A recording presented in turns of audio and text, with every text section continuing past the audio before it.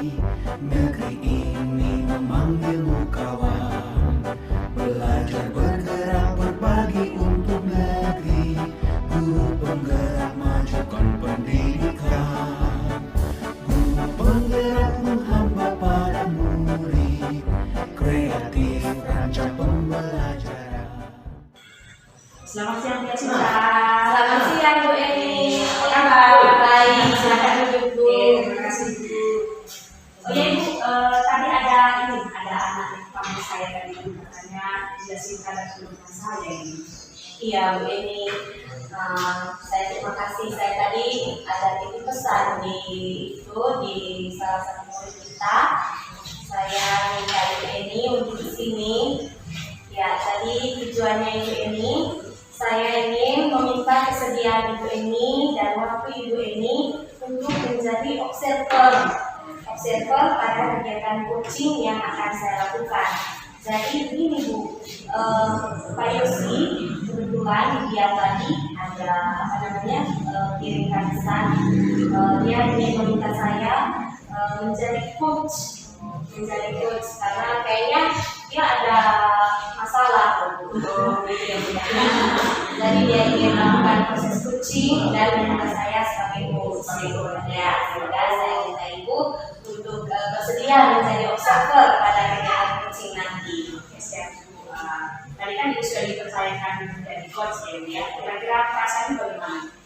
Ya, awalnya tentu saya merasa gugup juga ya Bu.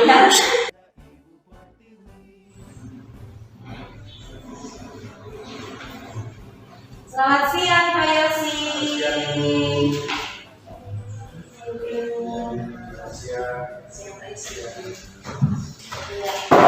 Pak Yosi, bagaimana kabar?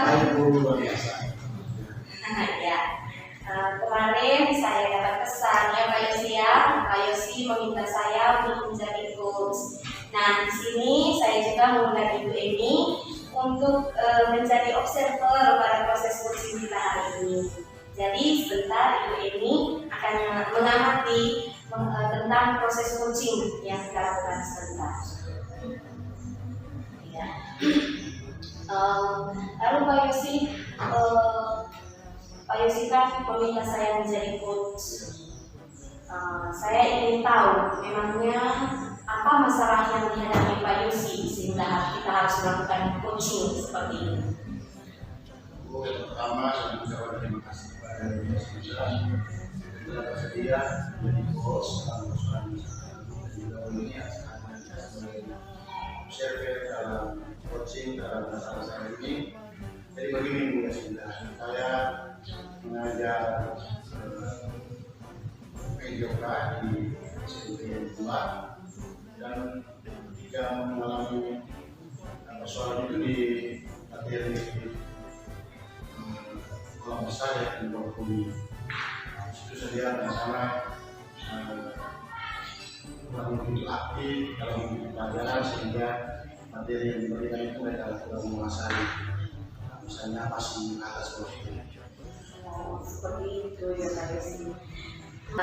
Jadi menurut Pak Yosi kejadian itu sejak kapan terjadi? Persoalan ini Bu dalam semester ini siswa belum begitu aktif dalam pelajaran sehingga mereka tidak bisa menguasai secara baik masih atas bawah bumi. Berarti sudah sejak semester ini ya Pak? Iya memang. Lalu menurut Pak Yosi, kira-kira apa yang menyebabkan anak-anak itu menjadi kurang aktif sehingga passing atas untuk melakukan passing atas bola voli itu kemampuannya kurang sekali, padahal passing atas itu kan mudah ya Pak Yosi ya. Jadi selama pengamatan saya di pelajaran, kenapa sehingga siswa itu kurang sempurna atau kurang baik dalam passing atas karena mungkin karena kemauan belajar mereka dan juga ada yang tidak begitu serius untuk belajar. Itu yang menyebabkan mereka tidak begitu menguasai teknik dasar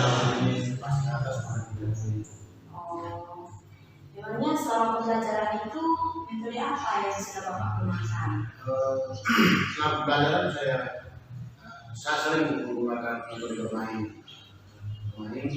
Dalam bermain itu mereka sendiri bisa tahu bagaimana proses melakukan passing atas. Jadi saya biasa menggunakan metode pembelajaran bermain dalam bola. Seperti itu ya Pak ya. Lalu dalam proses pembelajaran itu yang sudah terjadi ini kemarin, kira-kira skala keberhasilannya itu dari 1 sampai 10 Pak? Dari persoalan ini saya pikir skala yang ada pada diri saya itu masih mungkin 2 atau 3. Aduh Pak, ya 2 atau 3 ya Pak. Oh iya, lalu tadi kan Pak Yosi sudah jelaskan mengenai keaktifan siswa yang kurangnya dalam pembelajaran BJOK yang Bapak laksanakan itu. Kira-kira menurut Bapak, apa solusi yang ingin Bapak rencanakan sehingga proses pembelajaran itu bisa lebih aktif lagi? Terkait persoalan ini Bu, saya akhirnya merefleksikan. Kenapa sih anak-anak ini tidak bisa melakukan passing atas, terus ke dalam belajar mereka kurang begitu semangat. Ternyata Bu, saya belum melakukan survei terhadap peminatan mereka. Saya belum survei terhadap kebutuhan belajar mereka. Karena itu saya berencana ke depan saya melakukan pemetaan dulu terhadap minat mereka, terhadap kebutuhan belajar mereka, karena saya memaksakan juga tidak bisa ya, karena mungkin anak-anak yang tidak bisa melakukan passing atas bola voli, tapi mereka bisa di kemampuan mereka di lain, sehingga saya tidak bisa memaksakan mereka kamu harus bisa melakukan ini. Tapi dengan adanya ketika saya survei terhadap kebutuhan belajar mereka, minat belajar mereka, saya tidak bisa memaksakan mereka harus ini. Tapi mungkin mereka punya kemampuan di praktek yang lain. Iya. Lalu strategi perubahan apa yang Bapak ingin terapkan nanti? Mungkin ada strategi-strategi lain seperti itu Pak? Jadi saya tidak metode pembelajaran sudah digunakan untuk lain, tapi dengan pembelajarannya berdiferensiasi. Jadi lebih melihat kebutuhan belajar siswa. Jadi saya bisa katakan bahwa ini siswa ini dia tidak bisa melakukan passing atas karena memang kemampuannya dia itu di teknik yang lain atau di praktek yang lain. Nah, saya tidak bisa memaksa mereka harus begini. Intinya bahwa mereka mengetahui cara melakukannya, tapi kalau mereka tidak bisa mempraktekannya, nah itulah di sini bahwa kita mengutamakan kebutuhan belajar mereka. Untuk belajar siswa kan berbeda nih. Makanya saya berpikir ke depan begitulah. Saya harus mampu menerapkan pembelajaran yang berdiferensiasi, di mana harus bisa membedakan kemampuan belajar setiap siswa terhadap materi yang saya ajarkan. Oh iya Pak, bagus sekali ya Pak mengenai rencana Bapak tersebut. Nah, Bapak sudah paparkan rencana kedepannya seperti apa. Lalu menurut Bapak, kapan Bapak akan laksanakan rencana-rencana tersebut? Secepatnya lah, supaya sekali tidak ada yang merasa diperhatikan lebih, tidak ada yang merasa diperhatikannya kurang, karena mereka harus sama-sama mempunyai hak untuk menerima secara penuh semua pembelajaran yang ada di sekolah. Hingga kedepannya saya menerapkan pembelajaran berdiferensiasi dengan sebelumnya melakukan peminatan atau pemetaan terhadap setiap kebutuhan belajar siswa. Oh iya, bagus sekali ya Pak. Saya apresiasi sekali dengan apa rencana yang sudah Bapak paparkan tadi. Lalu menurut Bapak, jika rencana-rencana tadi Bapak laksanakan, kira-kira skala yang di awal tadi Bapak katakan berada pada angka 3, setelah Bapak terapkan rencana-rencana tersebut, kira-kira skalanya bisa meningkat atau malah stop di angka 3? Saya ini percaya, saya optimis sekali ketika saya memberikan pembelajaran dengan mengutamakan kebutuhan belajar siswa, mengutamakan minat belajar siswa, dengan sendirinya bahwa siswa itu lebih aktif. Karena apa? Karena apa yang saya lakukan itu apa yang mereka mau. Kami mau begini Pak, kami maunya main ini Pak, kami mau senangnya berarti oke. Kita fasilitasi mereka. Dengan demikian bahwa mereka juga pasti akan termotivasi dan terdorong untuk ternyata Pak ini mampu memfasilitasi kami, mampu memberikan kami semangat dengan menerima atau mengakomodir kami punya minat atau kebutuhan belajar. Jadi dengan demikian saya yakin anak-anak pasti akan meningkat mereka punya kapasitas, dan saya sangat yakin seperti saya bahwa dari 3 pasti akan skalanya naik bisa dari 6 atau 7 lah. Oh iya. Angin terbang Tapi saya rasa percaya diri juga perlu loh Pak. Iya. Nah dari skala 3 Bapak optimis akan meningkat menjadi 6 atau 7. Nah untuk mendukung rencana dan keberhasilan yang Bapak inginkan tadi, kira-kira siapa saja yang Bapak libatkan? Tentunya Bu, saya pasti akan membutuhkan teman-teman membantu saya dalam menjalankan rencana saya ini. Yang paling pertama adalah siswa. Nah, baik rekan-rekan sejawat teman-teman tadi saya bilang, siswa menjadi utama karena mereka yang menjadi subjek dalam pembelajaran ini, sehingga mereka yang pertama yang saya libatkan dalam pembelajaran ini. Setelah itu rekan-rekan guru dalam hal ini komunitas guru mata pelajaran kehidupan sekolah ini kami berdiskusi bagaimana menerapkan pembelajaran berdiferensiasi untuk memacu keaktifan dan juga semangat belajar sekali. Oh iya, bagus sekali ya Pak ya, dan semoga nanti berhasil. Lalu Pak, apa komitmen terhadap rencana aksi yang sudah Bapak rencanakan tadi? Komitmen saya Bu, komitmen saya terhadap rencana aksi ini, komitmen saya itu cuma satu, bahwa semoga dengan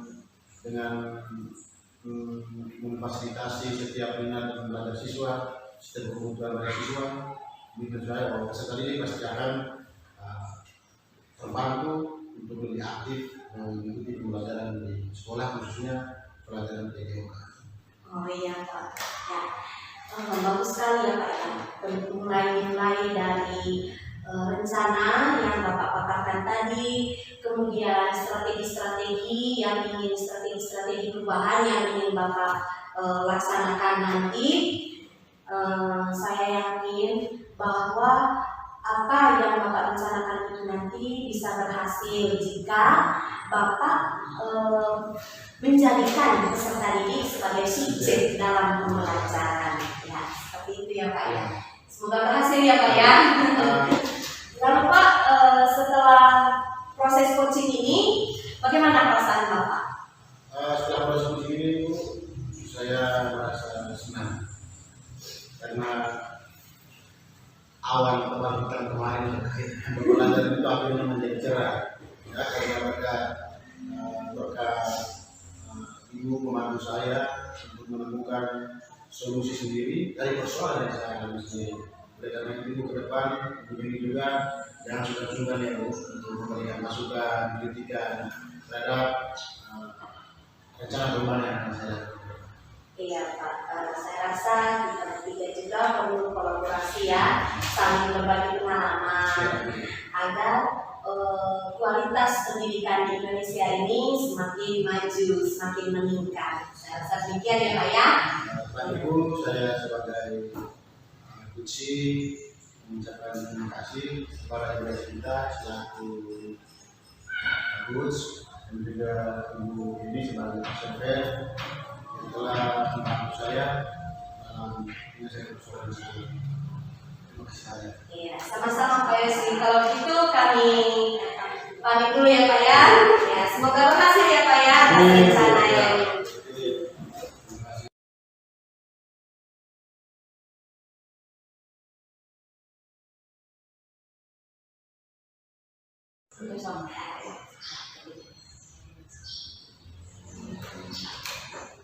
Oke, Mbak Sinta tadi sudah melakukan proses coaching ya dengan Pak Yosi. Tadi Bu selama proses coaching itu apa kira-kira yang sudah dilakukan yang menjadi indikator tercapaian pengembangan yang diinginkan? Ya Bu, terima kasih karena tadi sudah mendampingi kami sebagai observer. Ya, tadi menurut saya itu saya sudah secara maksimal melakukan atau mengembangkan kompetensi yang di awal tadi saya sudah katakan yaitu kehadiran penuh. Ya, saya sudah secara maksimal untuk hadir penuh dalam proses coaching tadi. Dan di situ juga tadi Pak Yosi setelah saya tuntun, dia juga sudah bisa mendapatkan solusi, ya, mendapatkan solusi dari masalah yang dihadapi tadi. Bagus ya. Tadi dari hasil catatan saya mengamati bahwa Bu Sinta selaku coach dan tadi Pak Yosi selaku coaching itu sudah mendalami perannya masing-masing dengan sangat baik. Nah, proses yang sudah dilakukan itu sudah berhasil. Kenapa sudah berhasil? Karena sudah sesuai dengan alur Tirta. Ada tujuannya tadi, terus ada identifikasi masalahnya, ada rencana aksi dan tanggung jawab. Dan yang paling utama itu ada komitmen ya, komitmen terhadap rencana aksi yang akan dilakukan. Ya. Saya sebagai observer di sini punya harapan semoga nanti proses coaching ini bisa diterapkan di lingkungan sekolah kita. Ya, oke. Terima kasih. Terus Ibu, yang terakhir tadi kan kompetensi di awal atau kompetensi spesifik yang Ibu ingin capai itu kan kehadiran penonton presence. Mungkin ada kompetensi coach lagi yang ingin dikembangkan. Ya, baik Bu. Ya, kalau saya pribadi itu kompetensi yang harus saya kembangkan lagi selain kehadiran penuh, saya ingin mengembangkan kompetensi yaitu mengajukan pertanyaan-pertanyaan berbobot. Di sini saya rasa kemampuan saya itu sebagai coach masih kurang dalam mengajukan pertanyaan-pertanyaan berbobot. Tapi tentu saja ke depannya saya akan terus belajar dan meningkatkan kemampuan kompetensi saya pada mengajukan pertanyaan-pertanyaan berbobot sehingga proses coaching yang akan dilaksanakan di kemudian hari mungkin saja ada teman-teman lain yang ingin melakukan coaching lagi dan minta saya sebagai coach sehingga proses itu nanti dapat berjalan dengan lebih baik lagi. Ya, semoga harapan kita itu bisa sampai. Amin. Oke, terima kasih tadi ya Bu sudah mempercayakan saya. Ya Bu, terima kasih juga Bu karena sudah menyediakan waktu dan telah bersedia untuk menjadi pengamat pada proses coaching kami. Bu, terima kasih. Mungkin saya kembali ke ruangan saya. Ya, terima kasih banyak ya Bu ya. Selamat siang.